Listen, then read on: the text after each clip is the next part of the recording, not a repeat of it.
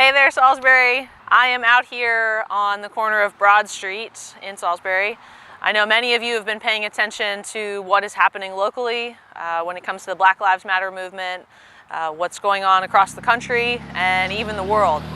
And I think it's important for the city of Salisbury to say unequivocally that Black Lives Matter.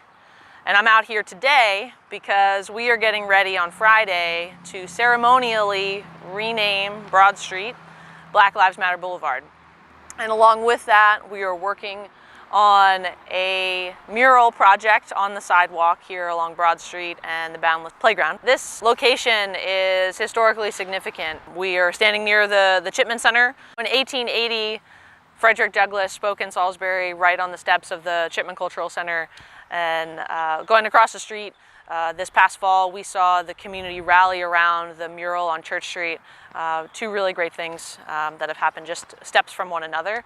If you go across Route 50, next to the government office building is the county courthouse. There is so much history that has happened there, from the selling of slaves to the murders of Black people in our community, and most recently to the removal of the General Winder sign.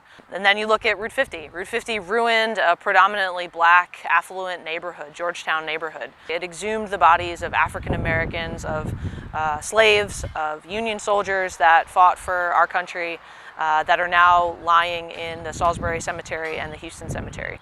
And the last little piece is that it's really close to the government office building. It's close to the city of Salisbury and the county, and it's a reminder that we will see every day that we need to make policies that are fair and equitable to all people in Salisbury. So I realize the Black Lives Matter statement is contentious for some, but it isn't exclusionary of anyone. It doesn't mean that your life means less than someone else's.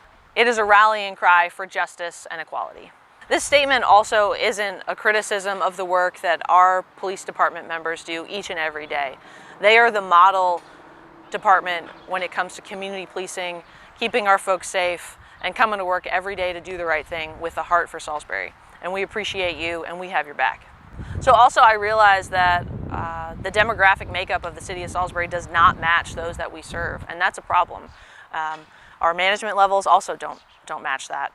We are working really hard to make sure that we are changing our policies to be equitable and fair, to make sure that we have a population that matches those that we serve. That is critically important to making sure that we represent folks fairly in the community and take care of them each and every day.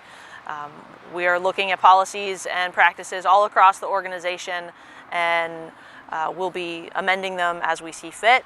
And I hope that if there are ideas that you all have, you'll bring those forward, and we'll work on including those in the daily operations. So I appreciate you all for watching, and I just want to reiterate that Salisbury will always be on the right side of history. And I hope you join me here Friday at 10 a.m. to unveil the new name, Black Lives Matter Boulevard, and check out the new mural on the sidewalk.